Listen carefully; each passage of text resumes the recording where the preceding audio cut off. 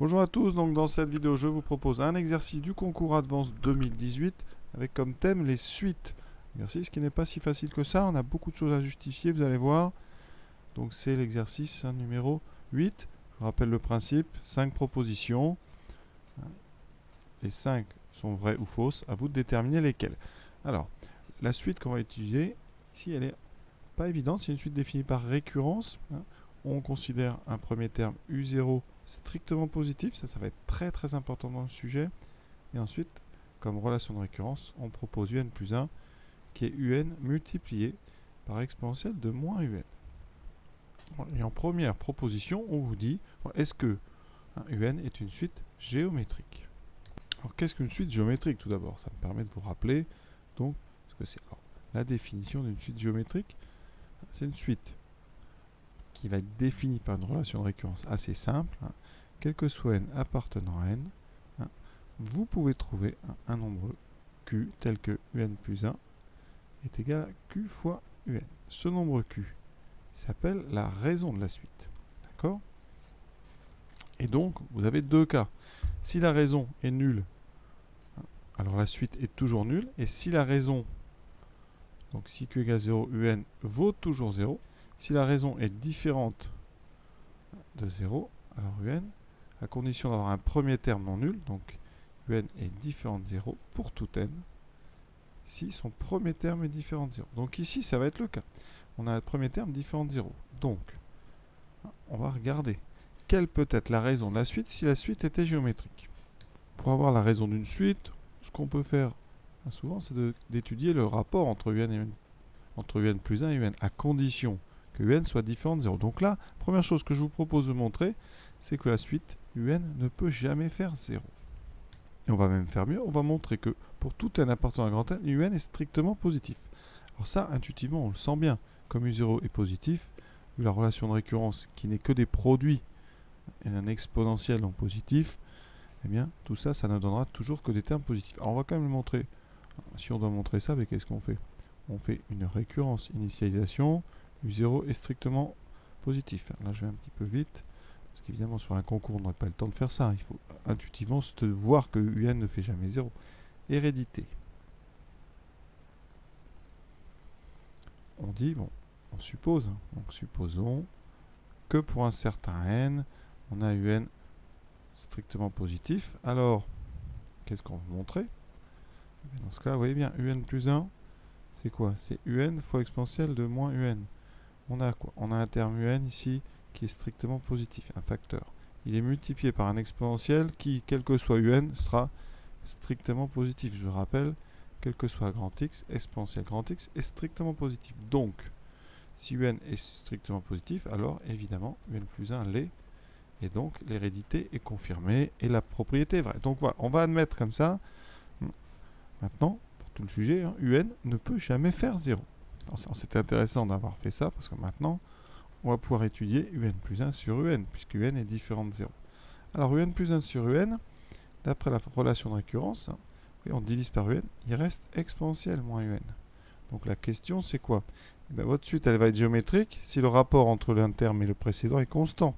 Donc la question, c'est est-ce que exponentielle de moins un est constant? Alors, évidemment, intuitivement, on se dit que non, donc on va répondre que ce n'est pas une suite géométrique. Mais nous, on est ici vraiment pour rentrer dans les détails, donc on va le démontrer. Est-ce que exponentielle de moins un peut être constant? La réponse, c'est non. Alors, si exponentielle de moins un était constant, qu'est-ce qui se passerait? Supposons que c'est constant. Donc, supposons que exponentielle de moins n est toujours égale à une constante.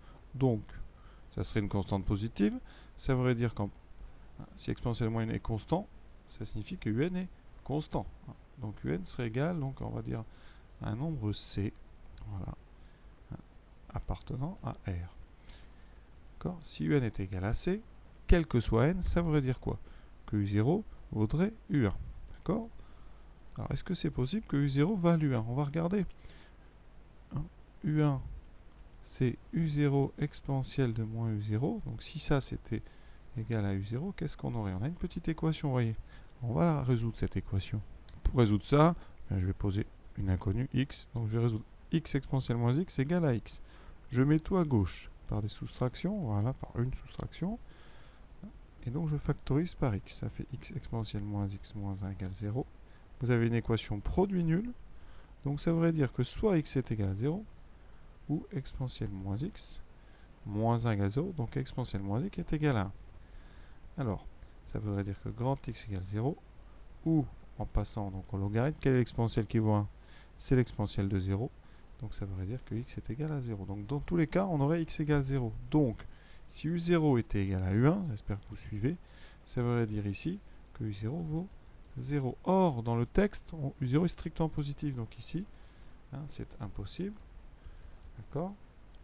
Donc, exponentielle de moyenne n'est jamais constant, hein, quel que soit u0. Donc ici, ça veut dire que quand vous calculez un plus 1 sur un, ça ne donne pas une constante, et donc la suite n'est pas géométrique. Donc dans l'idée, pour résumer, si on prend une suite, un géométrique non nulle, c'est-à-dire qu'elle ne vaut jamais 0.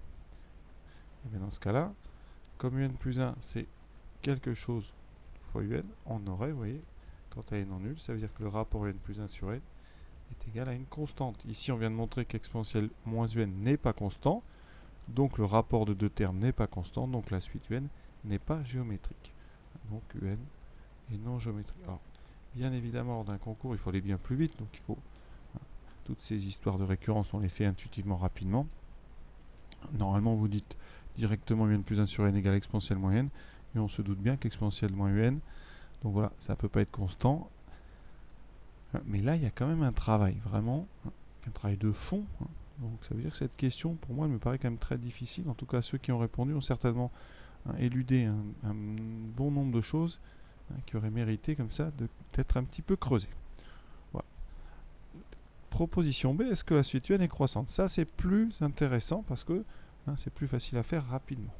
Alors, pour étudier la monotonie, même ici la croissance, il faut étudier la différence un plus 1 moins un, et ça, quel que soit n.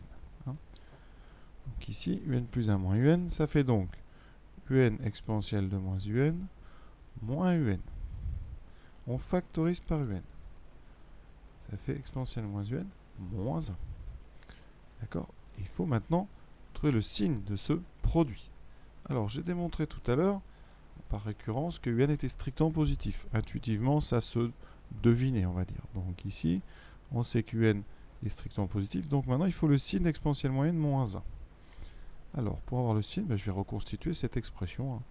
Donc je vais multiplier mon inégalité par moins 1. Ça fait moins un inférieur à 0, quand on multiplie par. Donc ici, j'ai multiplié par moins 1. Ensuite, je vais donc utiliser l'exponentielle. Donc on compose par exponentielle qui est croissant, donc ça conserve l'ordre. Donc exponentielle de moins un est strictement, plus petit qu'exponentielle, donc 0, qui vaut 1. Donc on arrive à exponentielle moins un strictement plus petit que 1, et on n'a plus qu'à enlever. Ici on va donc les manipulations c'est moins 1, puis l'exponentielle, ici on va enlever 1. Et vous voyez qu'est-ce qu'on a à gauche? Exponentielle moins un, moins 1, strictement, ici 1 moins 1, 0, strictement négatif. Bilan, eh bien on a donc cette partie-là qui est strictement positive. Le deuxième facteur est négatif, donc le produit est strictement négatif. Conclusion, eh bien vous avez montré que n plus 1 moins n est strictement négatif. Pour résumer, pour ceux qui ont toujours un petit problème avec ça, vous avez un plus 1 moins n strictement négatif, donc un plus 1 strictement plus petit que n, quel que soit n, ça c'est vrai tout le temps, et donc vous voyez, la suite a des termes qui diminuent progressivement. Comme c'est strict, d'ailleurs, la suite est strictement décroissante. Ici, elle est donc décroissante. Strictement. Elle n'est donc pas constante. D'accord? Donc elle ne peut pas être croissante. Attention, il pourrait y avoir un petit piège, parce que croissante, ça peut être aussi constant. Parce qu'il n'y a pas le strict.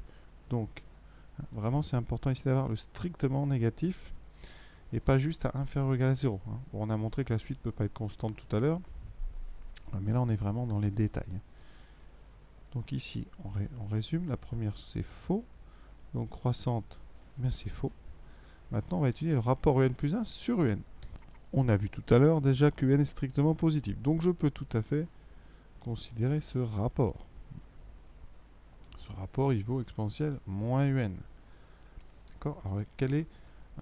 Comparons par rapport à 1. On a dit, hein, on vient de dire que un était strictement positif. Donc moins un est strictement négatif. On passe à exponentielle.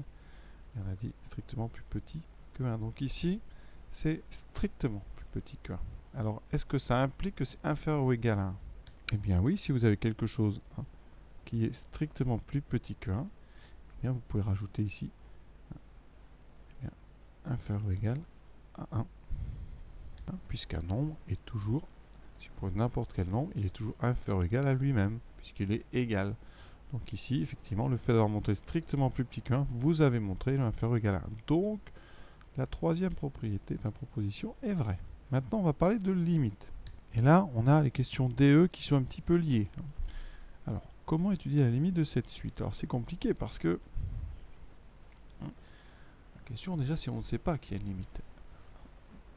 Donc, on va déjà essayer de démontrer qu'il y a une limite. Alors, pourquoi est-ce qu'il y aurait une limite? On a démontré, juste avant, que la suite était décroissante. On sait que un est décroissante. D'accord? Et on sait que un est positive. D'accord? On a une suite positive. Pourquoi? Plus simplement, on a dit que n est strictement positif. Donc on a une suite qui est, alors là c'est important dans les termes, qui est décroissante et qui est donc minorée par 0, puisqu'elle est positive, minorée par 0. Et ça fait penser au théorème, bien évidemment. Théorème qu'on appelle de convergence monotone. Eh bien, on sait que la suite un est donc convergente. Ça veut dire quoi? Il existe un nombre, donc il existe un nombre L appartenant à R, un réel, vraiment fini, tel que la limite de un est égale à L. Voilà. Donc on sait qu'on a une limite finie. Ça veut dire qu'on va pouvoir utiliser ce nombre L. Regardons la relation de récurrence. Limite de un égale à L, donc la limite de un plus 1, forcément, c'est la même. D'accord? La suite déterminante plus 1, c'est la même que la suite déterminante, mais décalée. Donc, ils ont la même limite. Quand on va utiliser la fonction exponentielle avec une fonction continue, bon là, on est un peu limite, mais, ça veut dire que la limite d'exponentielle moins un, par composé, ça sera exponentielle moins L. Donc, on va passer à la limite dans la relation de récurrence. Conclusion, on obtient à gauche L qui va être égal à la limite de un fois la limite fois exponentielle de moins L, c'est la limite d'un produit, et on doit donc bien résoudre cette équation. Ça veut dire qu'on sait que la limite petit l est une solution de cette équation. Alors cette équation, on l'a déjà résolue tout à l'heure, on va le refaire rapidement. Si vous mettez tout à droite, on a L exponentielle moins L est égal à 0. J'ai mis à droite, puis j'ai écrit dans l'autre sens. Si on factorise par L, ça fait L fois exponentielle moins L moins 1 égale 0. Et on l'a résolu tout à l'heure cette équation. On avait trouvé soit L égale 0, ou ici exponentielle moins L égale 1, ça faisait ou L égale 0. Donc la seule solution de cette équation, c'est L égale 0. D'accord? Donc s'il y a une limite, c'est 0. Comme on sait qu'il y en a une, c'est donc 0. Donc la réponse de la question D, c'est évidemment faux. La limite ne peut pas être 1. Et la limite de la E, c'est 0. Effectivement, on vient de le démontrer. Alors il y a une autre façon de montrer que ce n'est pas 1, c'est de supposer que c'est 1. Si vous supposez que la limite est 1, dans la relation de récurrence, vous aurez à gauche la limite, donc L qui vaut 1. Donc ici, on suppose, donc supposons que la limite vaut 1. À gauche, on aurait L. À droite, L exponentielle. Alors, moins L. En remplaçant L par 1, ça donnerait donc 1 est égal à 1 fois exponentielle moins 1. Ça veut dire que 1 sera égal à exponentielle moins 1, c'est-à-dire 1 sur E. Et ça, on sait que c'est faux, parce qu'un sur E ne vaut pas 1. Donc ça veut dire que, par l'absurde, L est donc différent de 1. C'est comme ça qu'on peut évacuer certaines valeurs, même avant de savoir que la suite a une limite. On dit si la suite avait une limite, voilà. Et bien donc si la suite avait une limite, la limite ici d'après notre équation c'est forcément 0. On a montré que la suite est convergente, donc la limite est 0. Il faut vraiment montrer aussi que la suite est convergente. D'accord? Donc ça c'est important comme raisonnement. On peut comme ça, avec les relations de récurrence, trouver les limites possibles. Et après, reste à démontrer que la suite est convergente et trouver la bonne limite parmi celles qui étaient possibles. Alors ici, on n'a qu'une limite possible, c'est 0. On a montré que c'est convergent par le théorème de convergence monotone. Et donc, on a fini notre travail. Donc, c'est un bel exercice. Première question, moi, je trouve un petit peu difficile. En tout cas, si on veut rédiger, faire une démonstration correcte. Mais sinon, c'est un exercice qui est très intéressant. Voilà. À très bientôt.